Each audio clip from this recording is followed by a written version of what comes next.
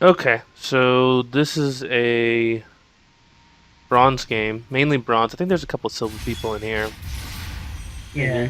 you're going up against a Xerath. Um, Actually, yeah, Zareth, I think. yeah. Oh, one second. So, what were your initial thoughts like going into the champion select once you saw how the teams were with like their team stacking up against your team? Like, where do you think your team is stronger, and where do you think their team is stronger? We absolutely needed a win either early or mid game because they of their comp compared to ours. I mean, we have no tank. They have two ginormous tanks right now. Yeah. And so we were just gonna be done if we did not win early or mid. Yeah, so they've got two hyperscaling juggernauts. They've got Nasus. They've got Shyvana. Both of them scale ridiculously well into the late game. And then Xerath, he doesn't really fall off that much. He can become a real nuisance. So I completely agree with your assessment that the longer the game goes, the harder it's going to be for you. Hmm. Unless your Twitch got like ridiculously fed, because Twitch is one of those guys who he can shred through a Juggernaut pretty easily if he gets fed enough. Yeah. So your win conditions are definitely win early game, win mid game, or get Twitch fed. Hmm. And really, for them, they're just playing the waiting game. So it's kind of on you guys to take the lead. So you come into lane. So what do you think about this matchup, you versus Xerath? I've always had difficulty against Zareth, so I was just trying to like play safe and attempt to outfarm him. Okay. So my first thing is, why'd you go Q against him for your So first? that because I feel like my W relies on me heavily getting really up close, Mm-hmm. and I didn't want to risk that with him having a stun. Yeah, but you're not trying to kill him at level one. So I would argue that your shield would have been a better level one because his Q is very telegraphed. You're pretty Hmm. much guaranteed he's going to start Q. So if you see that Q come out and you know you can't avoid it, you pop your shield and you negate all of his damage. Hmm. And then you just hard push the lane. So Right. your advantage at level one and level two is that you should be able to outpush him because of your passive. So the fact that you've got the lane neutral right now, what this does is it makes it so that you're not putting any pressure on him to use his spells to clear the wave. So instead, he's going to be using his spells on you. If you Yeah. hard push the wave at level 1, 2, and 3 and just forced him under tower, he's going to have to use his spells to clear the wave. And then he won't use them on you. See, now he has to use his spells on the wave, so he's not attacking you with them. Hmm. So the most effective strategy I feel for Diana when she goes up against a poke mage like Xerath is to hard shove the wave, like really hard shove it really fast, and try and force him under tower early. So that way he has to use his spells on the wave because it's very hard for him to clear or CS under tower. The disadvantage of that is that oh yeah, so he ignites you, he kills you. I'll talk about that in a second. So the disadvantage of you hard pushing the wave in the early levels is that it makes you very susceptible to an early gank. But Hmm. thankfully, their jungler is Shyvana, and she really doesn't want to gank until level 6 anyway. So there's not that much risk to hard pushing the wave, but there is a pretty good reward. So I'll back up and see if we can identify. So you're already low, and a lot of this is the reason why you're so low is because of what we just talked about, where he gets to use his abilities on you rather than having to use his abilities on the wave. Okay, so that CS just costs you your death right there. So Hmm. that's unfortunate. Um, if you're in this type of situation where he's got the health advantage on you, you're gonna have to give up some CS. There's just no way around it, and you just have to accept that because it's far better for you to give up those one or two, melee minions and wait for him to push to your tower than to give up a kill like this, because now you're going to lose at least a wave of minions. And you also lost your flash. See, he's not being smart. He should be trying to hard push this wave right now to force your teleport.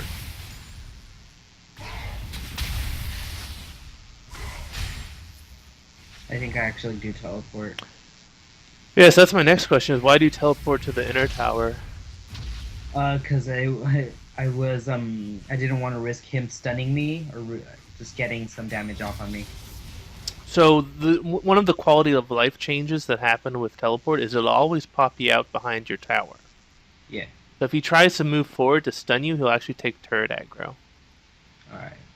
So don't be afraid to teleport to this tower. The only time you wouldn't want to teleport to this tower is if you think that he could destroy the tower before your teleport would complete.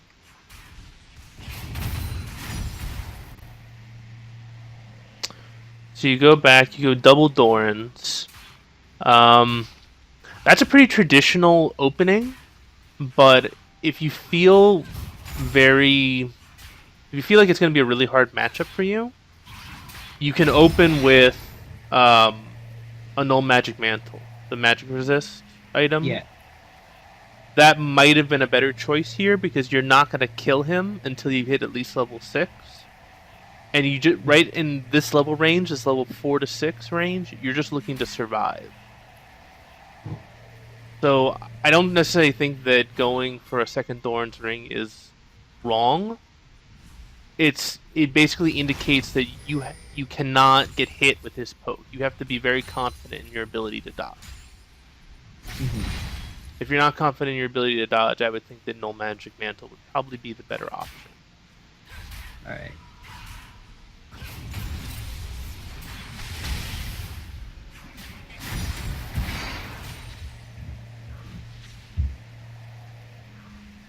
So this right here, this is horrible.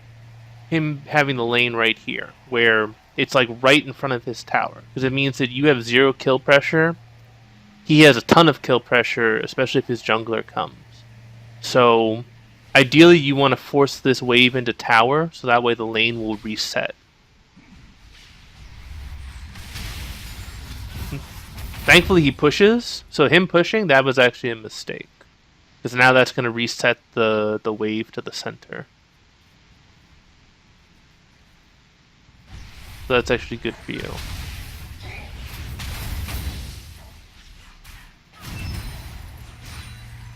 This is all fine. Yeah, just trying to play cautiously. So you have to. I would say that one thing you can work on is anticipate. What is he gonna do? How can he kill you? And his ability to kill you is entirely dependent upon hitting his E. So a lot of times you can actually bait out his E. I think you should DC here. Yeah. Yeah. Right. I DC'd. Something happened with my audio driver or something. That caused the DC. Oh, I didn't actually know he killed me during that. Yeah. So what you can actually do is you can try to bait out his E, like you can just walk forward towards him, expecting that he's going to try and E you, and then just be ready for that, and then just sidestep when he tries to throw that out, and then you have a 10-second window, because his cooldown's 10 seconds, where you can punish him and you don't have to worry about him being able to all-in you. That's actually a tactic that I commonly use for champions like Ahri, who are really dependent upon their charm. You try and bait out the charm, and that way when their charm is down, you have kill pressure and they don't. You reconnect. You're down 0-2. But thankfully your CS isn't that low compared to his. That's mainly his fault. Yeah.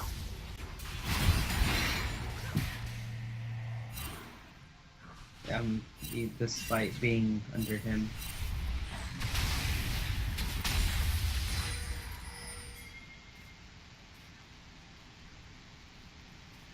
This is fine. I actually don't mind you just waiting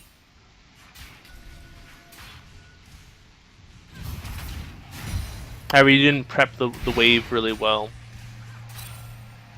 What do you mean? So, when the wave is about to crash into tower, you have to think about how much damage each tower shot is going to do to the minions. So typically a melee minion can take 2 tower shots, and then usually it's about 1 auto attack to finish off the minion. And then a caster minion can take 1 tower shot, and then it takes 2 auto attacks or like an ability to kill it. So you can prep the wave by just being aware that each tower shot is going to take about 40% of the melee minion's health, and it's going to take about 2/3 of a caster minion's health. So as long as you have the minions above those thresholds, you know that a tower shot won't kill them. Does that make sense? Yeah. Alright. That's hitting under.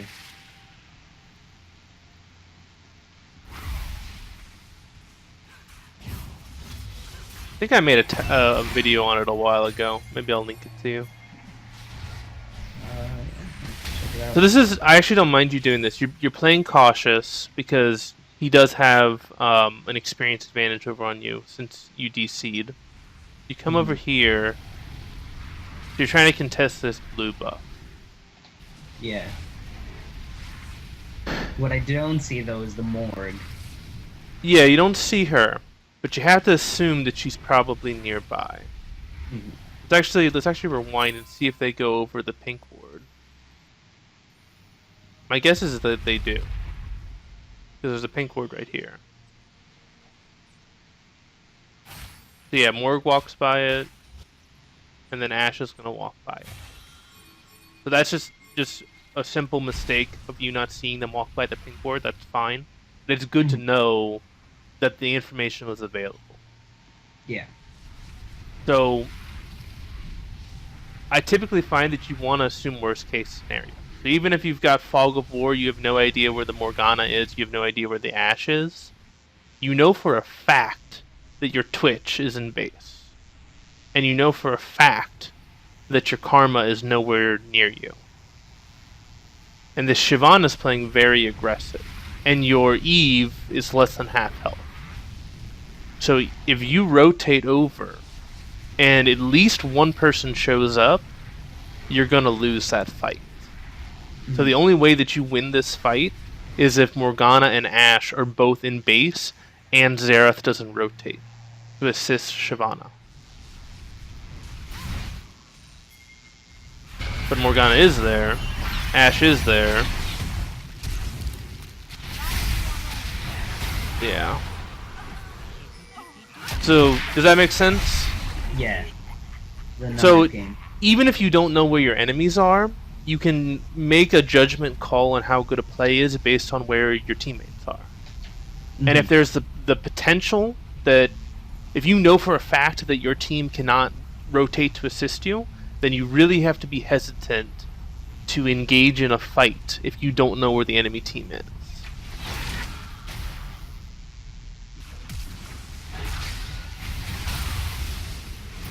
That was actually impressive. You flashed forward, got the stun.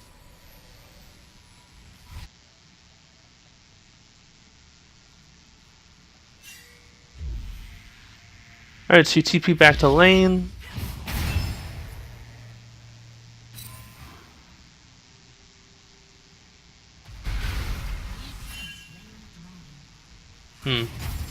My screen's jumping a little bit, unfortunately.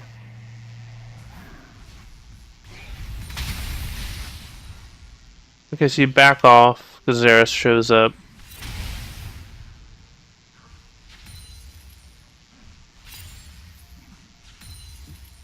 Yeah, because he still has even a level advantage at this point too. Yeah, at this point, you're gonna be hard pressed to kill him unless Eve comes and helps you. So I think you are correct in just trying to farm. But if he disappears like this, like you have no idea where he is, I would be trying to hard push the wave. Because, so, the reason why I say that is you're at an experience disadvantage.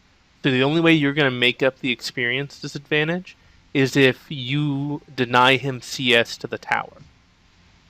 So if you hard push the wave anytime he tries to roam, you can catch up to him in experience, and then you can all in him. Mm-hmm. So because you didn't push, now he comes back with blue buff, and your life is going to be a living hell. Because a poke mage with blue buff is really annoying.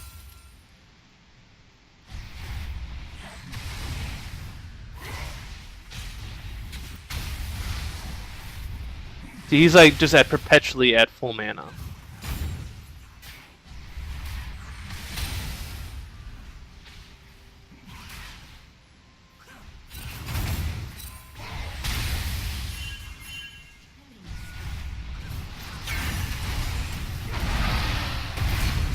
Yeah, that's unfortunate.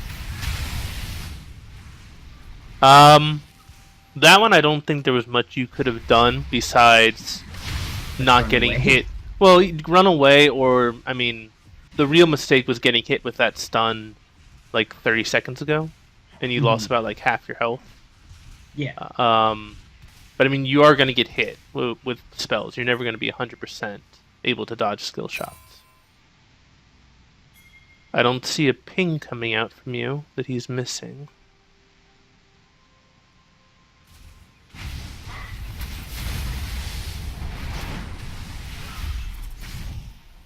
Twitch is just going to leave his support to die, it looks like. Or karma.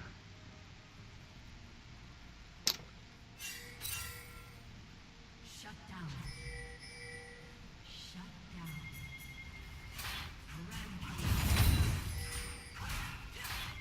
This is good. I like your pushing. This is good. This is good zoning, right? So all that CS is dying to tower. So now I think the experience disadvantage is actually going to be a lot less. And I like this roam. This is a really good roam here. Yeah, that was good. I was hoping that would put me back in against the Xerath. So I don't think it does. Let's look at the gold.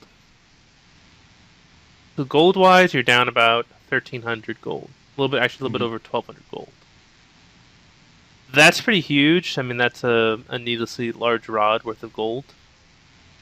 I think that actually the level discrepancy is probably a bigger one. Mm-hmm. I think that's the real thing that is that's screwing you. And the best way to gain that level advantage back is, like I was talking, make minions die to this tower while he's not there.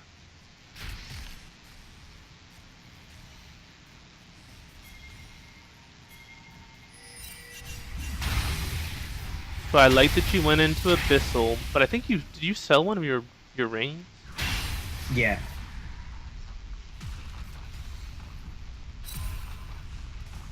Okay. That's not very cost effective. You usually don't want to sell items unless you just don't have room for them anymore.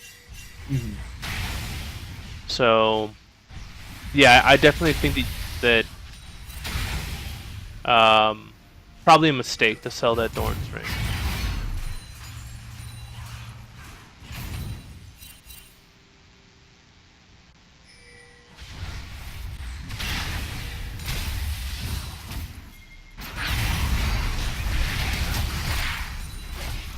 So that's actually a successful gank. You got his flash, and then you actually kill him. Okay, very well played. So that's good. So that's actually really useful to know. So now you know that if you don't take too much poke damage, you might be able to all in him, even though he's, got a ton more gold than you.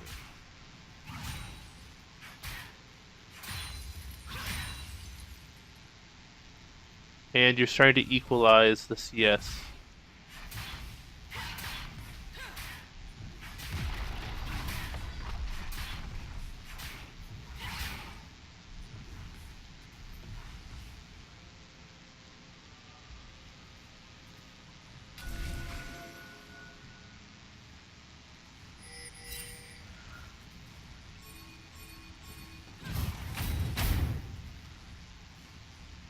Are you worried about Shyvana right now? Is that why you're backing Yeah. off?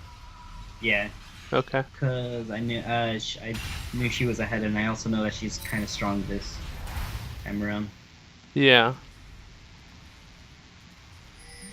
That's fine. Good job from Xerath to actually land that. And see, that was actually really good. You use your shield to block his Q. That's exactly what you need to do. If you had done that earlier, the laning phase probably would have gone a little bit better.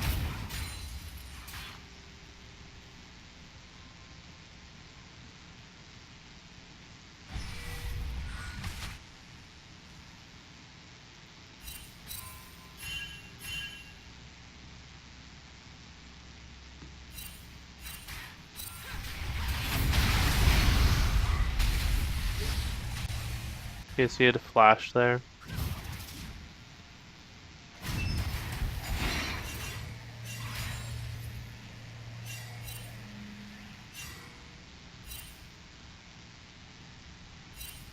Let's see what you do here. You should hard push.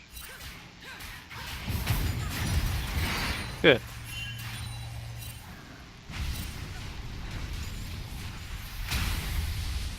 Good.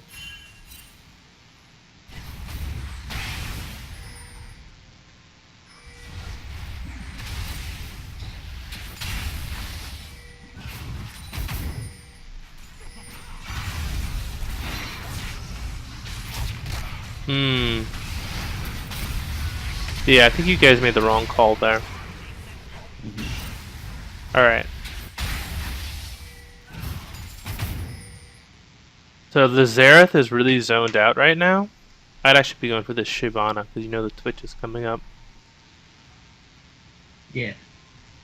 There's no way. So the only thing that Xerath can do to assist is use his ultimate, or he walks way far forward and then Eve jumps on him. So I think that if you go for Shyvana here, this actually becomes a double kill in your favor rather than a double kill in their favor. But this tower dive, knowing that Shyvana's right there, is just super risky.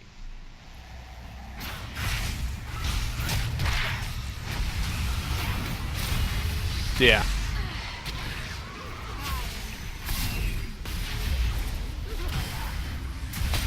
Yeah, the tower dive was just way too risky. Would have been much easier just to go for the Shyvana. And I actually think that team fight is one of the things that really breaks this game open. Like that one decision. Like yeah, you were losing, but you weren't at a point where you couldn't come back. But that one decision really, really hurt.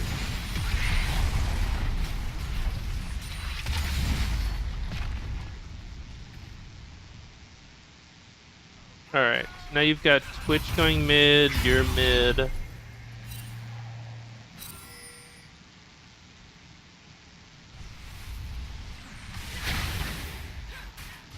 Actually, if I were you right now, so you cleared this wave, I'd go bot lane. Right now. Actually, I would have gone bot lane about 10 seconds. Because you've got this nice juicy wave that's crashing into the tower. You know that Ashe is top lane. So if you make a rotation to bot lane, you can probably get a lot of damage on this tower. You might even be able to take it. And that way, even if they get this tower, you're trading one tower for one tower. Does that make sense? Mm-hmm. So if I back up another 15 seconds. Yeah, as soon as this wave is clear, I'd go bot lane. And you will pick up all this farm, which will help you catch back up to Xerath. And then you can also possibly take this tower. But instead, all this farm is going to die to the tower. So yeah, that's a lot of gold. And you don't really get anything by staying here. And let's say you go bot lane, and then Xerath pushes. By the time he's able to push up to your inhib, you could have already backed, and then you can catch the wave. You can catch mid lane wave. And then by that point, you're probably already caught up in experience.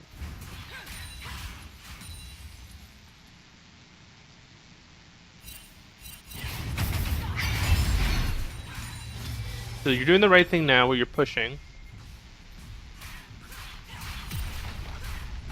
Should get the tower.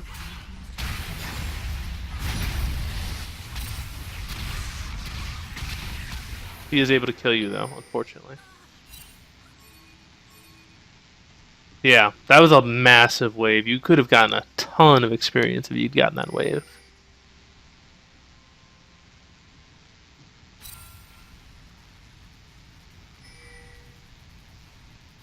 So at this point, you guys are really far behind. You're about 8,000 gold down. Shyvana's gonna get this tower. I didn't even notice you had gone top lane. Here, let me back up. Because you wind up dying. So you teleport in. You get a kill. But I definitely don't think this is a good teleport. This tower is falling no matter what.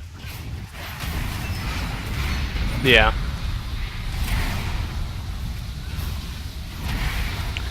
So what was your reasoning for going in there? Just trying to save the tower, but Exactly. That tower is dead.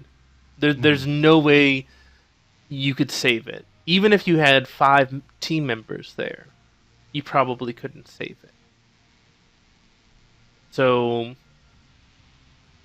this is a really hard thing to do, but you have to realize when you've lost an objective, and you don't want to compound the situation by making things worse. Like if like one of your allies is caught out and he is for sure gonna die, you don't want to engage and get yourself killed, right? Because then if 3 or 4 of you die, then you just give a Baron. It's the same thing with the tower. If the tower is gonna go down, then the tower is gonna go down. There's nothing you can do to stop it, and essentially all you did was just give Nasus an extra 300 gold on top of the tower gold. And it's a really common mistake. It's not just you. I do this all the time too. But you should never die trying to defend an objective.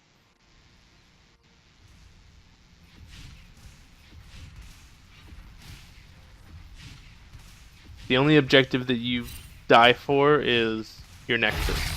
Because if you don't defend that, then the game's over.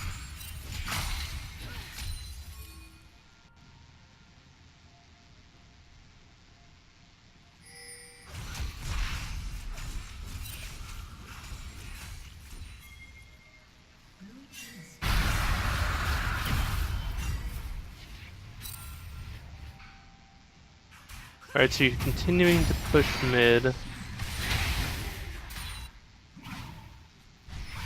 Shyvana's huge, Xerath is huge. That was very smart. That was a very good backing off. As soon as they disappeared, you backed off. However, I don't know why you're going top lane right now. Do you remember what your reasoning was for that? because try and pick up Nasus, I think, because I was pretty sure that maybe they weren't going to be able to take him. Yeah. So I wanted to try and turn that. I guarantee you're going to probably lose an inhib off of this. So, going top to face Nasus, if they aren't pushing the inhib, that's the right call. I would agree with you there. But since they're pushing an inhib, he just had Twitch and Karma spawn. You can fight this. It's a 4v3 under an inhib. You could probably fight that. You might not be able to win it, but you could probably go even on them.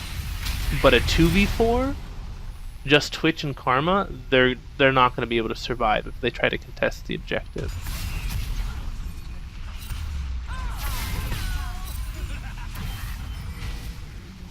So you lose the inhib because you went top. If I was the enemy team, I would start going after the Nexus towers. It would probably be GG. But they play safe, they back off. Yeah, you probably should have lost the Nexus tower.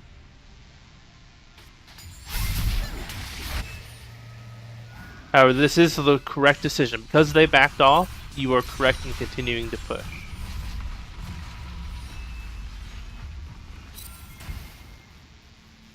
And And- here they just wipe us out, and it's GG, I think. Yeah. And actually, at this point, Twitch is dead.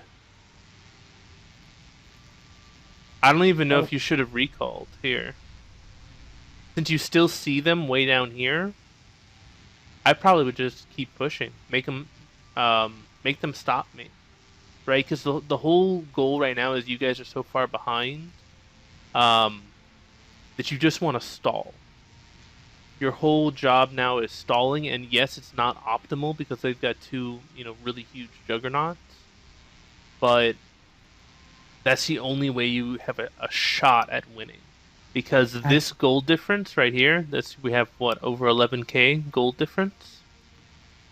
Yeah. That means a ton right now. But in another 15 minutes or so, it means a whole lot less. Because you guys would be near full build. And then once everybody reaches full build, it doesn't matter how much more gold they have than you. Because everybody's full build and you're just, banking the extra gold. So at that point, if you're able to stall that long, then you just cross your fingers and hope that you can catch one of them. And get a 5v4 team fight that you could possibly win. And then you push the Nexus while death timers are 65 seconds. That's really your only way to win at this point in the game, being this far down. So, But I think my team surrenders. oh, do they? Because they don't want to even attempt to go against late game Nasus or Shyvana. Yeah. The only way that you're gonna win is distracting them, and the best way to distract people is to split push. Mm-hmm.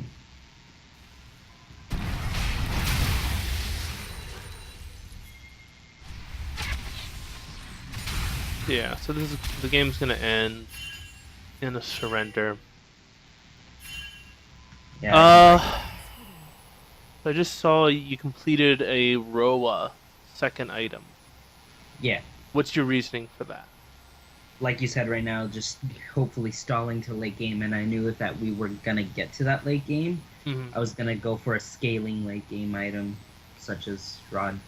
Okay. I like your reasoning behind that.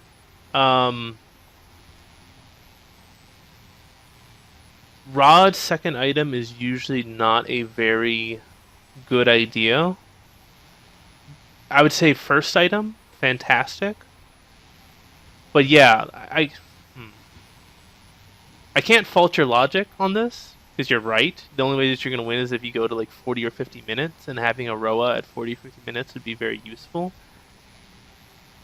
But you're really gimping yourself for the next 10 minutes.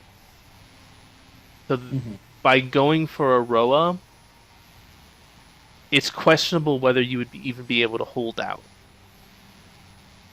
Because you're investing so much gold into an item that is so gold inefficient for 10 minutes. So, I would say normally you would not want to go Roa second item. That would be a poor decision. Because it basically makes you very ineffective in the mid game.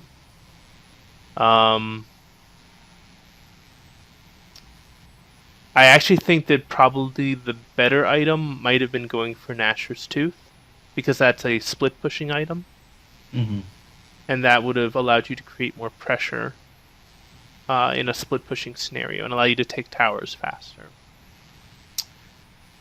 But yeah, I would tend to avoid Roa second item. If you want to go Roa first item, that's fine. And actually, one of the best Diana players in NA does that. Arc second, I don't know if you've heard of him. He was... Yeah, I watch his stream now and then. Yeah, he pretty much always goes Roa first Rod, item. Yeah. But that has to be a conscious decision that you make at the beginning of the game. You either go for a hyper aggressive build like you see like S Diana 2 go, where he goes double Dorns into either Abyssal or um, Luden's Echo, or you go for the scaling build, which is Arc Second's build, which is Roa into Nashers into either Deathcap or Void Staff. When you mix and match the two styles, it tends to be very gold inefficient. It makes you wind up being weak middle game and weak late game as well, because you're just delaying everything. So, I hope that makes sense.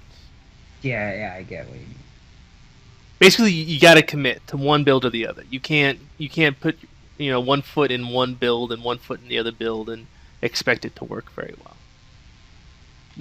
Because the whole philosophy behind S Diana 2 is stomp the mid game and just crush them before you get to late game. Like that's the play style that he goes for. Arc Second is passive. Beat them with farming. So you'll see Arc Second will just have, ridiculously high farm through the first, 10 or 20 minutes of the game. And he just stays in lane. He plays really conservative. He just stays in lane. He never misses CS. And he gets a gold advantage through CS, and he also gets an experience advantage. And then once he has that gold and experience advantage, and once Roa scales up for him, then he can just completely destroy people. So it's two completely different play styles on how to play Diana. And you definitely want to experiment with both of them, but don't mix and match them. So do you think maybe going with Arc Second's build at the very beginning of the game would have maybe been better? So the disadvantage of Arc Second's build is it makes you weaker in the laning phase. Yeah. So the way I normally tell people is if you think that you're just going to get stomped in the laning phase, you don't want to go for Arc Second's build. Arc Second, his build works because he is so good in laning phase, and he's so good at playing conservative and not getting caught and not falling behind that he can get away with it. So if you're able to do that, Roa is statistically the better option. If you don't feel like you can do that, then going for a double Doran's and just smashing them once you hit level 6 is usually the better option. And I'm actually going to show you some. I'm going to show you some stats because I love math, of course. Yeah. This actually will let me get out of it. All right, so this is a website that I love. It's called lolalytics.com. So if we look at Diana mid lane, you can see she's pretty balanced, about 50% win rate, low pick rate, low ban rate. And we can see here, you go Roa, first item, around a 53% win rate. And this is in Platinum and above games. Yeah. If you go Roa second item, they don't even have Roa second item on here because it's just such a low pick rate. The other thing that I saw you doing a lot is you would go Zhonya's first item. Mm-hmm. That actually is not gold efficient. And you can see that in the win rate. The win rate drops down to about 49%. So Seeker's Arm Guard, the armor item that you build that goes into Zhonya's, that item is very gold efficient when you have it fully stacked. That has here, I'll just pull it up for you if you don't remember.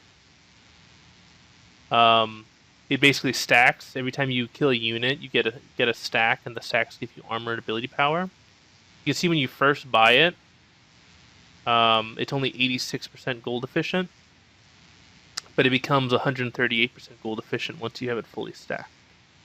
That's very gold efficient. Obviously you want to have everything around 100% gold efficient. When you complete Zhonya's Hourglass, you drop from that 138% efficient to 92% gold efficient. Mm-hmm. So if you go up against like an 80 matchup, it's perfectly fine to go for Seeker's Arm Guard, first item, but a lot of times you just want to sit on your Seeker's Arm Guard and then go into a different item like Luden's Echo or Lichbane or Nashor's Tooth or even like Deathcap or Protobelt.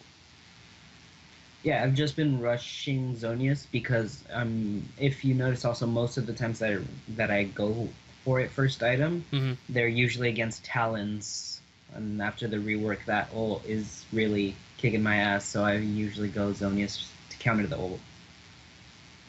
Yeah, but you will be more gold efficient if you don't complete the Zonias. So you can see 45 armor, 70 ability power, 10% cooldown. A fully stacked arm guard gives 45 armor and 35 ability power. So let's compare. So you don't gain any more armor by completing the Zonia's Hourglass. All you get is, what is that? 25 ability power and 10% cooldown reduction, and then the stasis.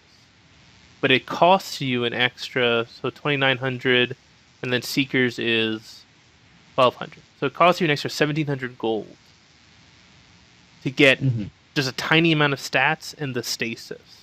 And the stasis is really the best in team fight scenarios. If you go for Seeker's Arm Guard and then you go into, say, Luden's Echo, which is a pretty good item on Diana, your burst is going to be so high that you probably won't even need to worry about talent. I've never used Luden's Echo on Diana. Yeah, it's a little bit unconventional. I think the person who really uses a lot would be S Diana too.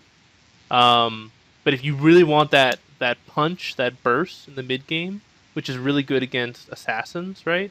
The best way to beat an assassin is to outburst him. Yeah. Luden's is one of the best items for burst. Your other option would be you could rush into a Rabadon's Deathcap.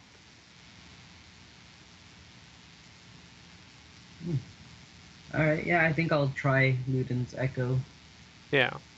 So I would say if you are up against an AD champion and you don't feel comfortable in the matchup, you go double Dorns into Seeker's Arm Guard, and then go either Deathcap or Luden's Echo. If you're against an AP matchup that you feel really weak in, you probably want to do an Abyssal Rush. And then your next item will depend on what type of AP champion it is. If it's somebody that you really want to try and burst down really quickly, then you probably want to go the same thing, Luden's Echo or Rabadon's Deathcap. If it's somebody that maybe is a little bit more tanky or something, or if you feel like you can just burst them down without even having that item, Nashor's Tooth is probably your best choice. Yeah. Because Nashor's Tooth, so the power of Nashor's Tooth is it's the 20% cooldown reduction, and then your auto attacks just hit like a truck, especially against towers. You can literally just demolish towers. So if your lane opponent ever leaves lane, you just completely destroy his tower. It's kind of similar to like Tristana or something like that. You just become a monster tower killer. So I hope that helps. I think the things that are holding you back, things that are keeping you in bronze are being more goal efficient, like we were talking about with your items, working on your CS, because I think your CS numbers are pretty low. And then the final thing would be just understand how you win the lane and how your opponent wins the lane. Like with Xerath, him winning the lane was completely dependent upon him being able to use his abilities on you rather than the wave. So if you force him to use his abilities on the wave, you win the laning phase by default. Because you will be able to kill him once you hit level 6 unless he's able to poke you down. His only way to win is if he pokes you down. Mm-hmm. And the same thing goes for like the Talon matchup, things like that. With Talon, you can get the push on early, but then level 3 to level 5 is when he has kill pressure on you. And that's when you need to play very safe. And I saw this in multiple games that I watched of yours where you usually died between level 3 and level 5. Yeah. Or he burned your flash and your teleport or whatever. But then once you hit about level 8, even if you were behind, you usually could kill him. So literally all you had to do was just survive until level 7 or 8, and then you automatically win the lane. And that's how that's how she is in a lot of cases. Is all you do is survive until you get your ultimate and a little bit of ability power, and then you win the lane. And that's why Arc second goes for the Roa first, because his whole goal is just to survive until he gets his ultimate. Does that make sense? All right. Yeah. Yeah. Okay. Yeah. So the best way to survive, personally, my personal opinion with Diana, is you hard push the wave early. Like level 1, you hard push the wave, you force them under tower until about level 3, which is when the jungler ganking becomes a threat. And then you have to play very passive between levels 3 and levels 5. So usually you push the wave into tower, you let the wave reset, and then because you've conditioned them that you're going to push the wave, they will push the wave for you, which is exactly what you want between levels 3 and level 5. You farm safely under your tower until you hit level 6, and then at that point you can make the decision whether or not you want to all in them. Mm-hmm.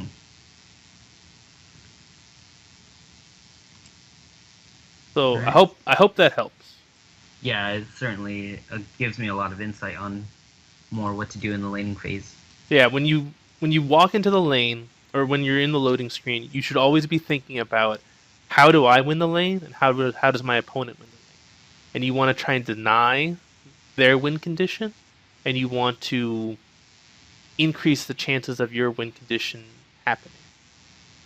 So like with Xerath, like we said, his whole thing is poking you down and landing his E and then all inning you. Your win condition is just survive. You don't have to do anything except just survive the laning phase, don't let him get ahead, and then once you hit level 6, you all in him and you kill him. Mm-hmm. Do you have any other questions for me?